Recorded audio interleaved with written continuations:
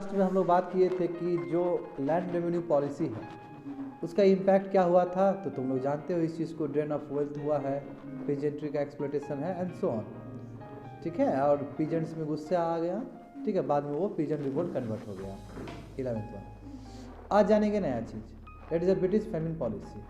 हम तुमको बोले थे ना कि ब्रिटिश, पहले उसका माइंड मैप देख लो आगे दूसरे नेक्स्ट पेज में, कि ब्रिटिश का जितना ही पॉलिसी है उसमें टींज है, यानी कि वेस्टेड इंटरेस्ट है। जो भी किया है उसने अपना वेलफेयर के लिए किया है। समझ रहे हो बात को? तो देखो यहाँ पे क्या है कि ब्रिटिश पॉलिसी कुछ भी हो उसमें कॉलोनियल टींज है, यानी कि वेस्टेड इंटरेस्ट है। यहाँ पे भी लिखा गया है जो जिसमें पूरी तरीके से एलिमेंट ऑफ एक्सप्लोटेशन का बू आता है उसमें। समझ रहे हो ना? यानी कि जो भी चीज़ करेंगे हम अपना वेलफेयर का ही बात करेंगे, बाकी लोग का कोई मतलब नहीं है हमको। इसलिए ब्रिटिशर्स हमेशा इनडिफरेंट रहे हैं। इनडिफरेंट मतलब कोई मतलब ही नहीं है इंडिया में क्या हो रहा है, समझे ना?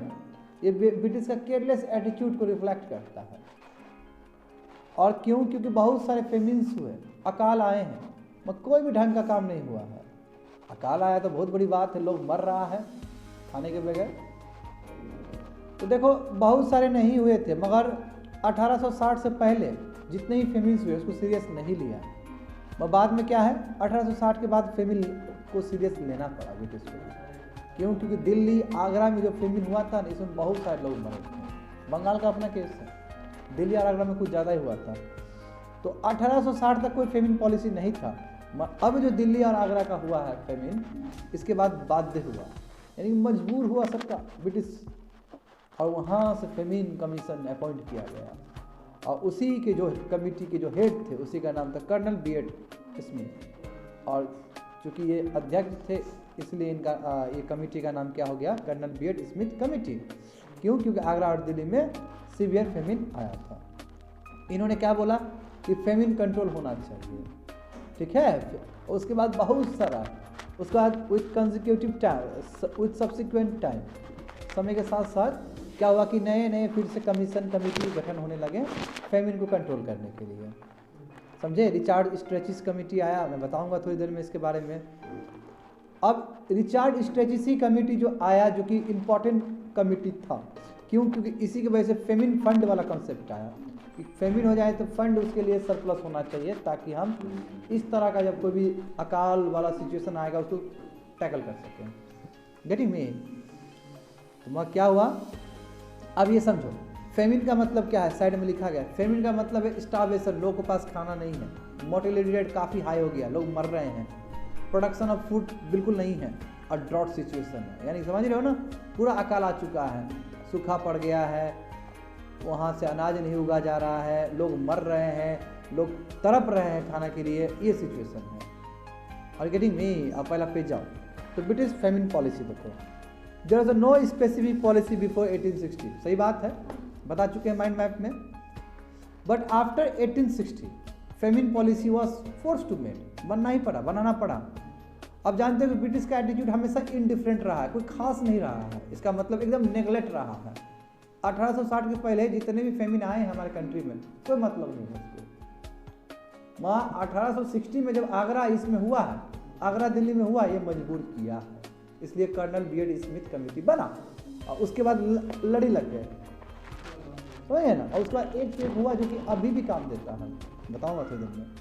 तो पहला जो फेमिन कमीशन आया था या कमेटी आया था, वही कर्नल B.H. स्मिथ कमेटी थे, बनाया गया। क्यों बनाया गया? तो दिल्ली और आगरा के फेमिन की वजह से, बता चुका हूँ।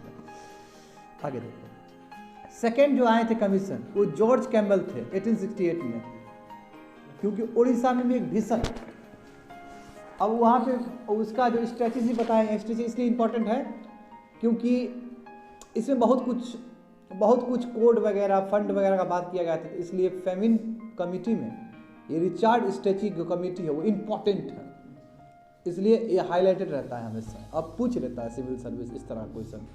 तो second committee George Campbell committee था, ठीक है, 1868 में। और क्योंकि उड़ीसा में भी बहुत बड़ा फेमिन आया था, इसलिए जब लिप्टन रूल कर रहे थे एज अ गवर्नर जनरल, तो उस समय एक कमेटी बनाया गया था, दूसरा कमेटी देखो, रिचार्ड स्ट्रेटजी कमेटी जो बोले थे ना, और यही एक बहुत बड़ा तुम्हारा फेमिन पॉलिसी को डिजाइन करने में हेल्प किया है, समझे। यहाँ से नया नया चीज आया है दिमाग में, कि ऐसा किया जा सकता है, इतना अकाल वाला सिचुएशन आएगा तो कैसे लड़ोगे इससे। तो नए नए आए हैं, नए नए रिकमेंडेशन आए हैं। देखो क्या रिकमेंडेशन था इसका, रिचार्ड स्ट्रेटजी कमेटी का, कि फेमिन कोड होना चाहिए, फेमिन लॉ होना चाहिए, कैसे लड़ोगे, कानून व्यवस्था होना चाहिए।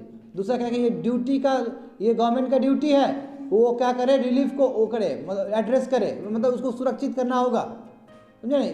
It must provide offer to relief, आपको रिलीफ देना होगा। लोग जो परेशान हैं स्टार्वेशन से, मोर्टेलिटी रेट इतना तुम्हारा बढ़ रहा है, प्रोडक्शन बिल्कुल नहीं है वहाँ पे, उसके लिए आपको काम करना होगा। और ये दायित्व किसका है, सरकार का है। और सरकार का है तो लिप्टन का है उस समय का।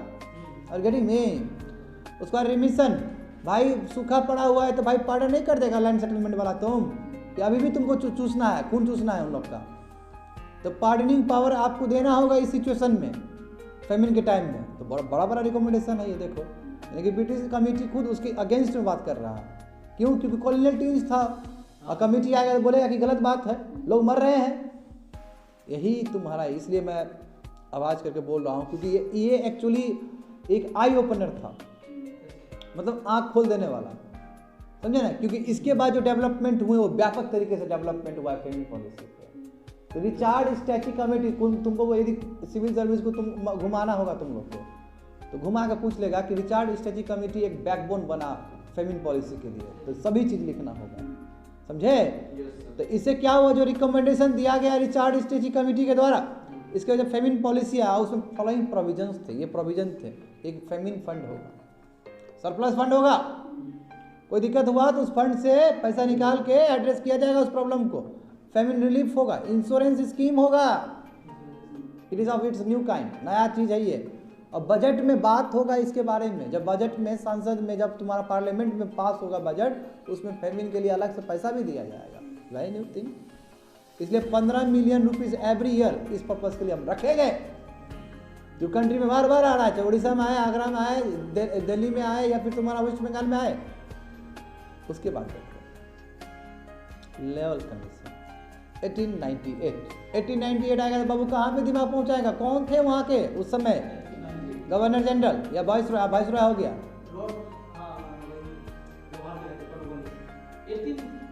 1890 कर्जन, पार्टीशन ऑफ बंगाल होगा थोड़ी देर बाद, जस्ट अभी फ्रेश होके आए हैं, ठीक है, अभी फ्रेश है कर्जन, बहुत फ्रेश है। कर्जन का कंपेयर तुम यदि वर्ल्ड हिस्ट्री देखोगे ना बाबू, वर्ल्ड हिस्ट्री, ऑप्शनल हिस्ट्री का वर्ल्ड हिस्ट्री देखोगे, तो वहाँ पे एक सवाल पूछा गया है, उसमें लॉर्ड कर्जन को कंपेयर किया गया जवाहरलाल नेहरू से, कि दोनों ही बहुत यंगस्टर थे, बिल्कुल बहुत यंग थे, यंग जवान खून, क्या जवान खून के पास होता है ना काम करने का क्षमता, तुम लोगों के पास है कि नहीं है। उसके बाद देखो समझ गए, लैल कमीशन 1898 में आया, जो मैं बता दिया उनके टाइम का। उसके बाद एक इंपॉर्टेंट एंथोनी मैकडोनल्ड कमीशन आया 1900 में, कर्जन एक्टिव है नहीं, during the time of Curzon लिखा तो है। और एंथोनी मैकडोनल्ड कमीशन का क्या रिकमेंडेशन था, देख लो बाबू लोग, कि एग्रीकल्चरल बैंक्स बनेगा। क्यों? किसान को मिल जाएगा, पैसा मिल जाएगा तो आराम से वो अपना काम कर सकता है।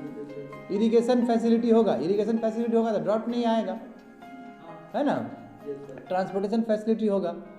उसके बाद देखो, उसके बाद फिर से और इम्पोर्टेंट कमीशन आए हैं, जॉन वुडवर्थ कमीशन, जो कि बाद में आए हैं, आज़ादी मिलने वाला है भारत को, 1943 और 44 के बाद आए हैं, ठीक है। और एक इम्पॉर्टेंट आया है कोलेन कोर्ट कमेटी, सब याद करने की जरूरत नहीं है, जो इम्पोर्टेंट है समझ ही गया होगा। तो ये एक तुम्हारा क्या है, ब्रिटिश फेमिन पॉलिसी है। और इसके बारे में जो भी चीज़ होगा, फैक्चुअल चीज़ होगा, वो हम देखेंगे आने वाले समय में, ठीक है ना। अब देखते हैं बाबू थर्ड पॉलिसी। पहला पॉलिसी तुम लोगों ने क्या देखा, लैंड रेवेन्यू पॉलिसी, कल देखा कि नहीं देखा तुम लोगों ने, लैंड रेवेन्यू पॉलिसी देखा। Second one is British famine policy, third one is commercialization of agriculture. Agriculture को आप कमर्शलाइज करो, चीज़ बेचना चाहते हो, आप ट्रेड करना चाहते हो, नेगेटिव पॉजिटिव दोनों होगा। किसान के ऊपर इम्पोविशमेंट होगा, किसान और कर्जे में फंसेगा। फायदा ये होगा कि आपका ट्रेड बन जाएगा। कभी बताया था मैंने, देखो वहाँ पे ब्रिटिश कॉलोनियल पॉलिसी देखते रहो, वहाँ पे उसमें क्या है, कमर्शियलाइजेशन एग्रीकल्चर है। देखो एग्रीकल्चर दो चीज़ के लिए जाना जाएगा, या तो कैश क्रॉप या फिर फूड क्रॉप्स। फूड क्रॉप्स मतलब होता है बाबू राइस जो है, व्हीट है, जो चाहिए आदमी को। और कैश क्रॉप मतलब जहाँ पे तुमको पैसा मिलेगा, शुगर कैन, जूट, कॉटन, सब कैश क्रॉप्स है, समझ गया। Coffee, opium, cotton, Indigo, jute, T, sugar, सब क्या है, कैश क्रॉप है। ये मार्केट में बहुत बड़ा स्थान रखता है क्योंकि प्रॉफिट आते हैं इससे। तो ब्रिटिश लोग क्या करेगा, कैश क्रॉप पे ज़्यादा ध्यान देगा। इंडिगो भी इसके अंदर आएगा कि नहीं आएगा, तो ना 3 कटिया वाला सिस्टम आएगा, और इसके लिए गांधी जी लड़ेंगे बाद में जाके, ठीक है। तो ट्रेड और इंडस्ट्री क्यों, क्योंकि बाबू उधर इंडस्ट्रियल रिवोल्यूशन होना है ब्रिटेन में, ब्रिटेन में चाहिए एज अ रॉ मटेरियल, तो यहीं से ना उठा कर ले जाएगा वो, समझ रहे हो ना बात को। और फिर फिनिश प्रोडक्ट जानते ही हो, यहीं पे फेंकेगा फिर, ठीक है। तो इससे क्या हुआ बाबू, जब लैंड आपका फूड कैश क्रॉप की तरफ डाइवर्ट कर दिया गया तब फूड क्रॉप्स के लिए लाला पड़ जाएगा वहाँ पे कंट्री में, फिर ड्रॉट वाला सिचुएशन से मर्ज कर जाएगा वो जाके, फेमिन वाला पॉलिसी से मर्ज कर जाएगा वो, तो फूड क्राइसिस हो जाएगा और इमेंस प्रेशर हो जाएगा पीजेंट्स के ऊपर, क्योंकि पीजेंट का इकोनॉमी पूरी तरीके से बर्बाद हो जाएगा।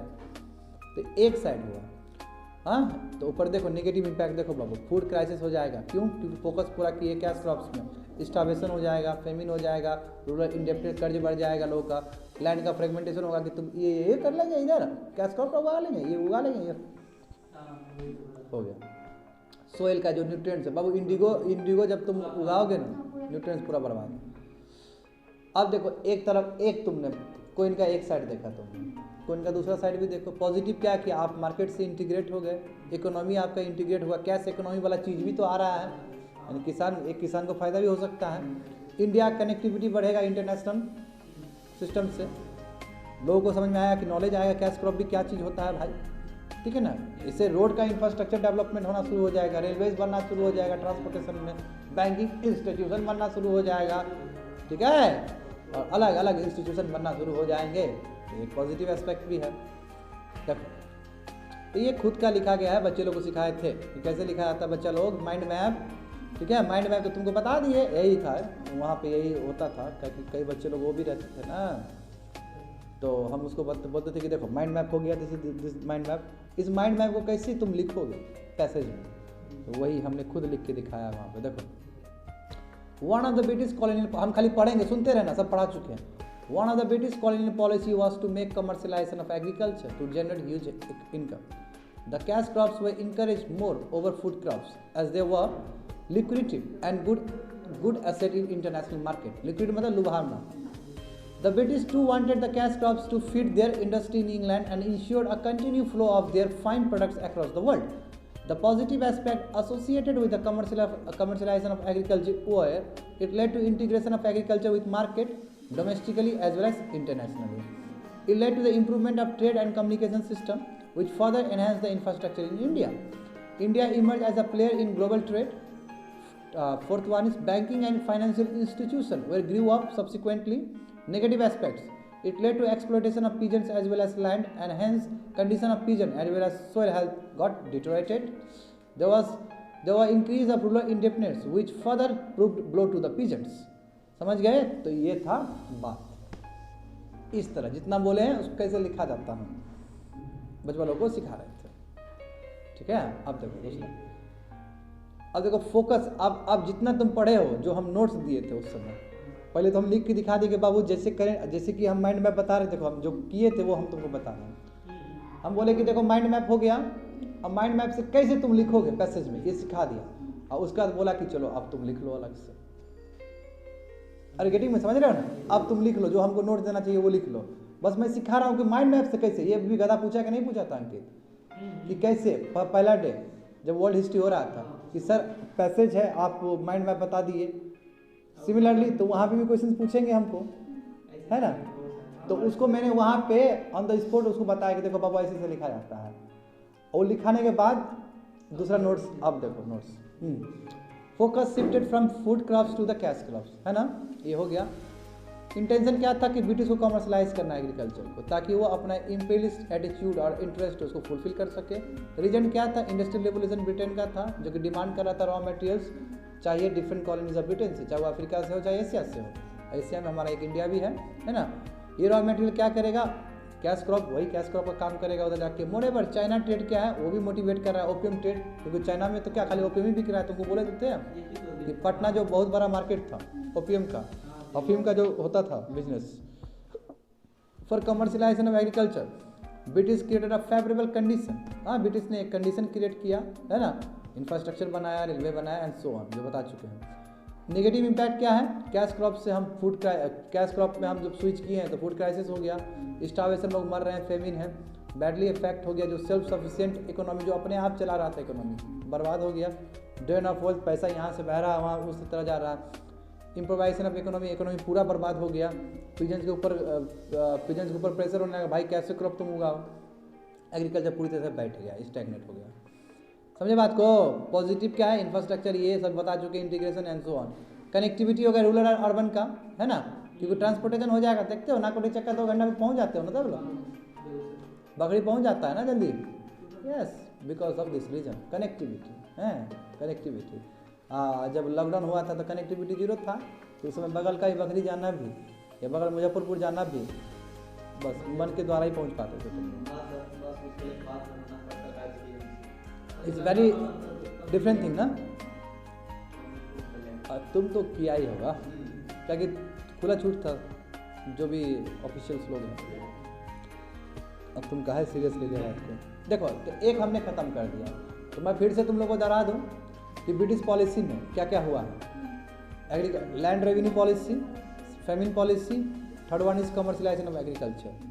अब हैंडीक्राफ्ट के लिए क्या था, जो हम लोग कॉटेज हाथ से जो बना रहे थे वो तो पूरी तरीके से चौपट हो गया हमारा। देखते रहो, यहाँ पे देखते रहो। हैंडीक्राफ्ट का डिक्लाइन होना, इसी को बोलते हैं डी इंडस्ट्रियलाइजेशन होना। हमारा इंडस्ट्री बर्बाद हो गया।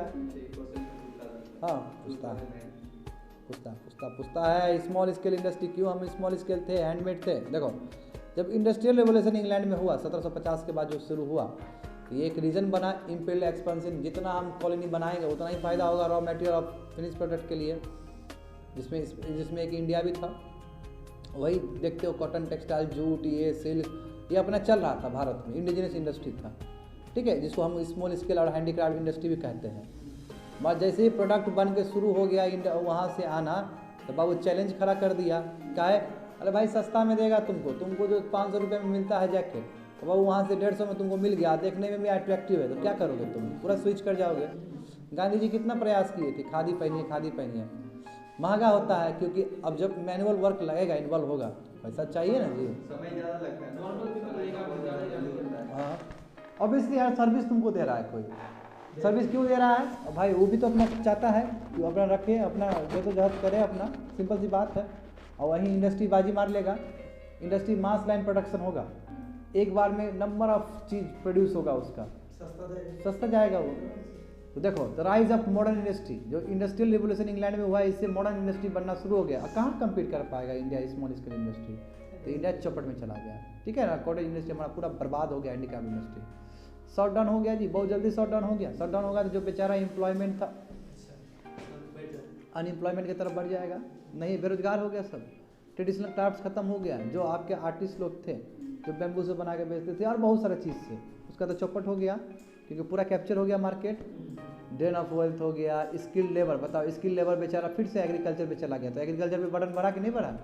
एग्रीकल्चर पहले ही फ्रेगमेंटेशन है, इतना प्रॉब्लम है, कमर्शलाइजेशन इतना प्रॉब्लम है, और फिर से बेचारा जो आर्टिस्ट लोग है, या फिर जो आर्टिशियंस है, या फिर जो भी तुम्हारा जो पहले इसमें स्मॉल स्केल इंडस्ट्रीज इन्वॉल्व थे, फिर गया एग्रीकल्चर की तरफ। और वो पहले से तो दिक्कत में है, तो ना इधर रहे ना उधर रहे, समझ ना, फंस गया। तो प्रेशर बना एग्रीकल्चर पे, और इससे लैंड और फ्रेगमेंटेशन होता है, टूट गया। और क्यों नहीं?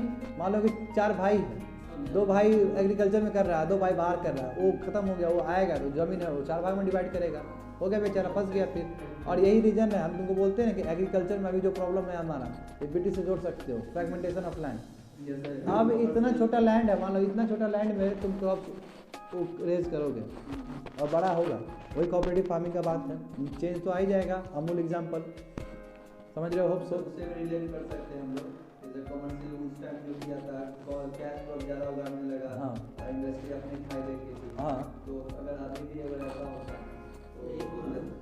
तो फिर कैश क्रॉप उगाएगा। अभी का मार्केट थोड़ा अलग हो चुका है, अभी तो हम लोग इंडिपेंडेंट हो चुके हैं, मगर फिर भी ये फ्रेगमेंटेशन ऑफ जो लैंड है, ये कहीं ना कहीं तो अभी भी चलता ही है। देखो पॉजिटिव क्या हुआ, पॉजिटिव जानते हो, अब ये इंडस्ट्रियल रेवोल्यूशन वहाँ बढ़ा, अब इंडिया में ये फ्लड कर दिया अपना सामान सब। इसका पॉजिटिविटी क्या है कि हाँ हमारे मॉडर्न इंडस्ट्री, हम लोग भी मॉडर्न इंडस्ट्री की तरह सोचेंगे, ऐसा होगा, नया होगा, साइंस एंड टेक्नोलॉजी वाला कॉन्सेप्ट आएगा, इकोनॉमी डेवलप होगा, मार्केट डेवलप होगा, कॉर्पोरेट वर्ल्ड आएंगे, एमएनसी आएंगे, ये भी तो चाहिए, ये भी ज़रूरी है ना। तो यहाँ से देखो कि डी इंडस्ट्रियलाइजेशन मतलब है कि डिक्लाइन ऑफ हैंडीक्राफ्ट इंडस्ट्री या स्मॉल स्केल इंडस्ट्री। क्यों? क्योंकि rise of your modern industry in England. ठीक है, क्योंकि इंडस्ट्रियल रिवोल्यूशन इंग्लैंड में हो चुका है, यही नया पैटर्न है डिमांड का। वो अलग तरह से डिमांड होगा, रॉ मटेरियल डिमांड होगा, फिनिश प्रोडक्ट जाएगा वहाँ पे लदेगा, पूरा मार्केट में खा जाएगा। समझ रहे हो ना बात को? जो प्रोडक्ट है इंडिजिनियस इंडस्ट्री का वो कहाँ कम्पीट कर पाएगा मशीन मेड गुड्स से? तो बिफोर 800 देखो 1800, अब देखो 1750 में स्टार्ट हुआ, इसका मतलब ये नहीं कि 1750 में भौकाल मचा दिया, ऐसा कुछ नहीं है।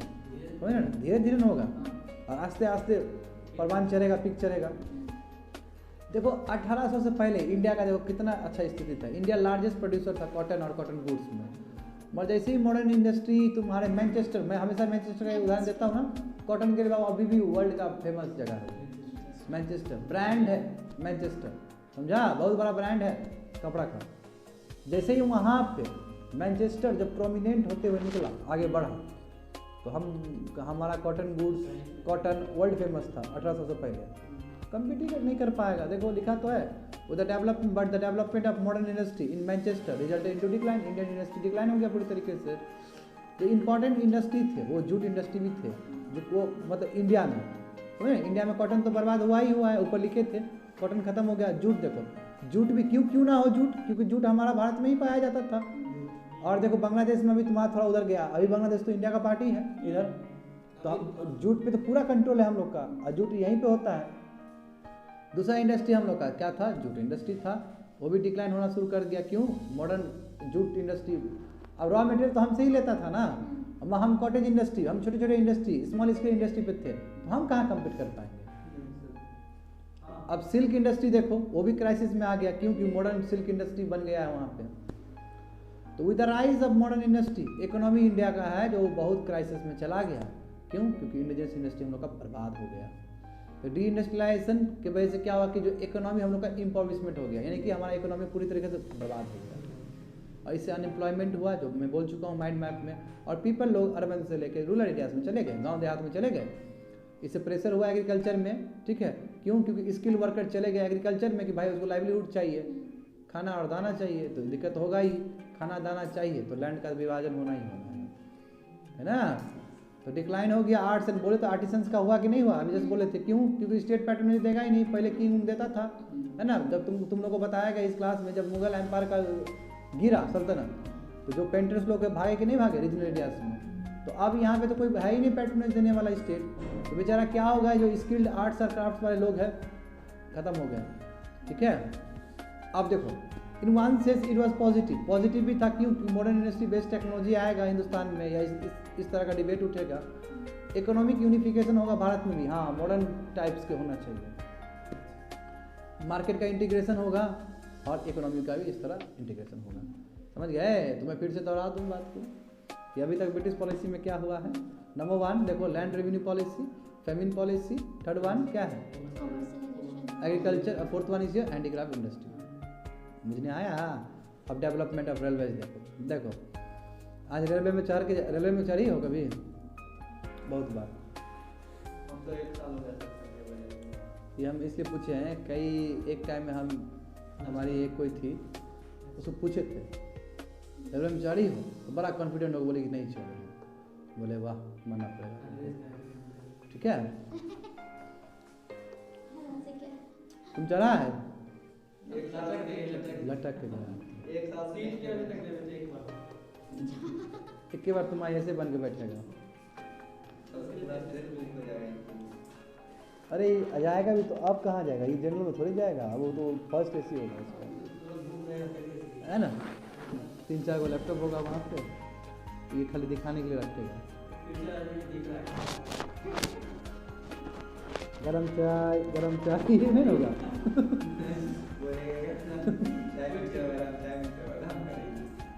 समोसे में आलू ऐसे करके तुम मत बेचना, ठीक है ना।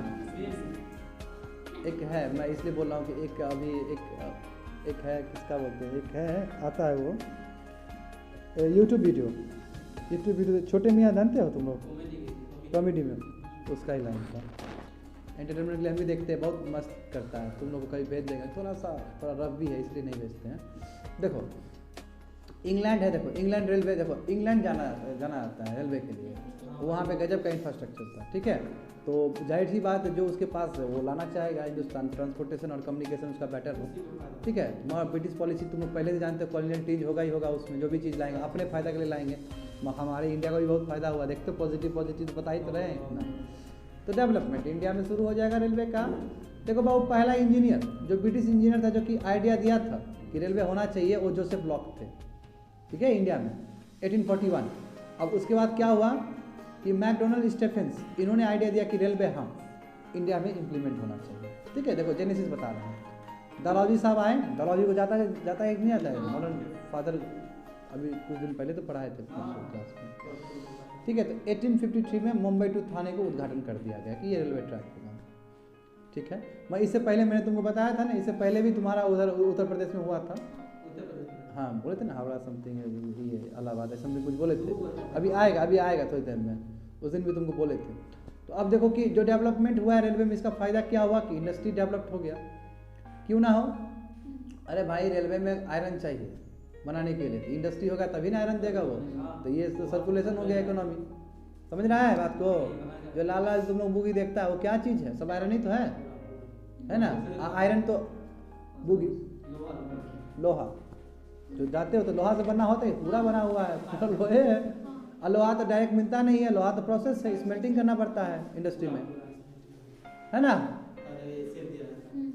देखो तो क्या है डेवलपमेंट, अब इंडस्ट्री है, ठीक है, मोबिलिटी बढ़े। आप देखो अब इंडस्ट्री बढ़ेगा तो बाबू पहले समझो क्या कारण है कि रेलवे, देखो रेलवे इतना आगे बढ़ा, अब इंडस्ट्री डेवलप्ड हो गया, ठीक है। अब इंडस्ट्री डेवलप हो गया तो मोबिलिटी चाहिए, उसको स्पीड चाहिए, उसको रॉ मटेरियल चाहिए, मार्केट चाहिए, तो उसमें रेलवे बहुत बड़ा योगदान प्ले करेगा, नंबर 1। और दूसरा क्या है सबसे इंपॉर्टेंट, एडमिनिस्ट्रेटिव कन्वीनियंस। इतना साम्राज्य आपका हो गया तो आपको संभालना होगा, संभालने के लिए क्विक चाहिए, मोबिलिटी चाहिए, ट्रांसपोर्टेशन चाहिए, कम्युनिकेशन चाहिए, तो आपने ले आया, क्योंकि आपको कोऑर्डिनेट करना है, कंट्रोल करना है, बहुत सारा मीटिंग करना है अलग अलग जगह को जाके, मोबिलिटी चाहिए और कमर्शलाइजेशन मैं बोल चुका हूँ। तो सबसे बड़ा सवाल है कि जब ये सब चीज़ चाहिए तो एक सिस्टम होना चाहिए, जिस सिस्टम के हिसाब से आप ये करोगे। ऑक्शन सिस्टम, रेलवे इंफ्रास्ट्रक्चर ऐसे मजाक नहीं बन जाएगा, ब्रिटिश पास इतना पैसा तो आएगा नहीं, प्राइवेट प्लेयर्स लोग आएंगे करने के लिए। तो देखो इसको बोलते थे गारंटी सिस्टम। जैसे एग्जांपल देखो कि ABCDE ये प्राइवेट प्लेयर है, ये लोग आ रहे हैं गारंटी सिस्टम के अंदर। तो इसमें क्या है कि बोला कि इन्वेस्टर को हम 5% देंगे, आप आइए खर्च करिए, ठीक है। मगर क्या हुआ कि बाद में नुकसान हो गया प्राइवेट प्लेयर्स का, और सरकार का भी ठीक से मैच नहीं किया, इसलिए ये सिस्टम को अबंडन करके इंटरेस्ट कम कर दिया गया। अभी बताएंगे तो देखो शुरू में ये सिस्टम गारंटी सिस्टम काम नहीं किया, बोले ना नॉट सक्सेसफुल इनिशियली लिखा वहाँ पे, लॉस हो गया। क्यों? क्योंकि बोला था कि जनरल जो गारंटी इंटरेस्ट होगा 5% आपको देंगे, यानी कि इंटरेस्ट रेट जो रिटर्न मिलेगा आपको 5%। तुमको समझ में आ रहा है कुछ? समझते रहना, एक भी छूट गया वो छूट जाएगा, देखते रहना यहाँ पे। तो ब्रिटिश गवर्नमेंट फिर बोला कि ना लॉस हो गया गारंटी में, तो उसके बाद इंटरेस्ट रेट कम करके 3.7% कर दिया गया, और ये कारगर साबित हुआ, ठीक है ना, ये कारगर साबित हुआ है। तो देखो तो यही चीज़ यहाँ पे बात करेंगे कि जो जोसेफ लॉक बोलते हैं, जोसेफ लॉक थे इंजीनियर थे जिन्होंने डिस्कस किया था कि हाँ रेलवे के बारे में 1841 में। जो पाइनियर रेलवे मूवमेंट है वो वही उनको जाता है, जो मेन अहम भूमिका जो अदा किए थे वही मैकडोनल्ड स्टेफेंस है, जिन्होंने प्रपोज किया था कि रेलवे लाइन बनना चाहिए कहाँ से, कलकत्ता टू इलाहाबाद, ये पहला वाला। यही उद्घाटन होने वाला था बाबू, पहला यहाँ पे लाइन बिछाया गया था, मगर उद्घाटन हुआ उसका, इसलिए तुमको मुंबई टू थाने पता है उसका। फर्स्ट एक्चुअल में ये होने वाला था, पहले पर्पज भी यही किया गया था, कलकत्ता टू इलाहाबाद, मैं यूपी कर रहा था यही। हाँ बिल्कुल, वो गढ़ है उसका, समझो ना, प्रेसिडेंसी है उसका। तो दलाव जी उस समय गवर्नर जनरल थे, नो डाउट, ठीक है, जिन्होंने रेलवे को इंट्रोड्यूस किया, ठीक है। तो वही है कि Bombay to Thana selected as a first railway line, उसको मगर सेलेक्ट किया, काट दिए हैं वो अलग बात है, मगर वो सही बात है। उसके बाद देखो हावड़ा टू रानीगंज और मुंबई टू थाना, इसको पहला लाइन देखो, हावड़ा टू रानीगंज, ठीक है, ये तुम्हारा कलकत्ता वाला है, इसको पहला लाइन, ये दोनों को कहा गया कि ये फर्स्ट रेलवे लाइन बनेगा, मगर जब उद्घाटन का बारी आया तो हमने मुंबई टू थाने कर दिया, ठीक है, 1853 में कर दिया, तो इसलिए अमर रह गया। अब ये सिस्टम जो है गारंटी सिस्टम है, जानते हो, रेलवे इंफ्रास्ट्रक्चर बनाने के लिए 5% इंटरेस्ट देने का बात कर रहा था, और 25 साल तक, आप 25 साल तक 5-25%। मगर गारंटी सिस्टम क्या हुआ, अनप्रोडक्टिव हो गया, तो ब्रिटिश ने रिस्पॉन्सिबिलिटी लिया और वो 5% से जाके नीचे करके 3.9% में कर दिया। ठीक है, तो कर्जन ने अपॉइंट किया था रेलवे कमीशन थॉमस रॉबर्टसन का, जो बाद का प्रोसेस है, अभी तो हो गया लॉर्ड डलहौजी के टाइम में ये सब चीज़, बाद में कर्जन जो आए 1900 के आसपास, ठीक है, उन्होंने भी रेलवे कमीशन के लिए थॉमस रॉबर्टसन का एक कमेटी गठन किया था। ठीक है, railway was a part of commerce and ये इंडस्ट्री डिपार्टमेंट, हाँ तो रेलवे इंडस्ट्री डिपार्टमेंट के अंदर रहेगा ही रहेगा, क्योंकि बहुत बड़ा उसका रोल प्ले कर रहा है। और 1905 में रेलवे बोर्ड बनाया गया। और तुमको हैरानी होगा कि मोदी जी आने से पहले तक रेलवे बजट अलग से पास किया जाता था पार्लियामेंट में, ये तुम लोगों को थोड़ा बहुत आइडिया है तो जान लो। क्यों? क्योंकि देखो जो कमीशन अटैच थे रेलवे से, वो एक मैकी कमीशन थे, अकवर्थ कमेटी, देखो ये इंपॉर्टेंट है, अकवर्थ कमेटी ने रिकमेंडेड दिया था 1920 में कि अलग बजट होना चाहिए रेलवे के लिए। बताओ, जनरल बजट प्रेजेंट होता था पार्लियामेंट में, मोदी जी आने से पहले बता रहा हूँ, ये मोदी जी 2016-17 में हटा दिए इस चीज़ को। ठीक है, मोदी जी बोले कि अब तो रेलवे का उतना प्रोपेंडेंसी है ही नहीं, अब तो रेलवे उतना नहीं है, तो अलग से क्यों, इसको जनरल में डाल दीजिए। ब्रिटिश का था, यानी कि ब्रिटिश का हर एक चीज़ तो सही नहीं है, अब तो सिस्टम बदल गया पूरी तरीके से, तो रेलवे बजट को हट जाना चाहिए। और मोदी जी ये काम सही किए हैं, इसमें कोई डाउट नहीं है किसी को। तो मगर रेलवे बजट सेपरेट होने का रीज़न क्या था, अकवर्थ कमेटी, देखो 1920 का। ठीक है, उसका पीए पोप कमेटी आया, आज केसी नियोगी कमेटी भी आया, जो इंडियंस थे, बाद का कमेटी है। तो रेलवे हमारे लिए वरदान साबित हुआ जी। ठीक है, हमारे लिए वरदान साबित हुआ, हमारा इंडस्ट्रियल डेवलपमेंट हुआ, ट्रेड एंड कॉमर्स बढ़ा, रूरल अर्बन कनेक्टिविटी हुआ, मोबिलाइजेशन ऑफ मास हुआ, नेशनलिज्म बढ़ा, है कि नहीं? पहले बोलता था पीपल इधर से उधर जा रहे थे, नेशनलिस्टिक फीलिंग्स बढ़ रहे हैं। तो कल जो तुम लोग को बताया जाएगा, तो अभी तक मैंने क्या पढ़ाया, मैं फिर से रिवाइज कर दूँ तुम लोग को। ठीक है, ब्रिटिश पॉलिसी देखते हो कितना रिवाइज करवा रहा हूँ, बुर्बक लोग, कम से कम ध्यान दो इस चीज़ को। नंबर 1 देखो, नंबर 1 हमने क्या किया, लैंड रेवेन्यू पॉलिसी किया। दूसरा क्या किया, फेमिन पॉलिसी किया। थर्ड क्या किया, कमर्शियलाइजेशन ऑफ एग्रीकल्चर किया। फोर्थ 1 हमने क्या किया, हैंडीक्राफ्ट किया। फिफ्थ 1 क्या किया, रेलवे किया। कल करेंगे पॉलिसी ऑफ करेंसी। अब पॉलिसी ऑफ करेंसी करोगे तो बाबू ये सब जो लिखे हैं यहाँ ब्लैक कलर का, ये सभी तुम कमेटी के बारे में पढ़ोगे। Mansfield commission, Herschel committee, Fowler committee, Chamberlain committee, Babington committee और Hilton Young committee. That's it for today.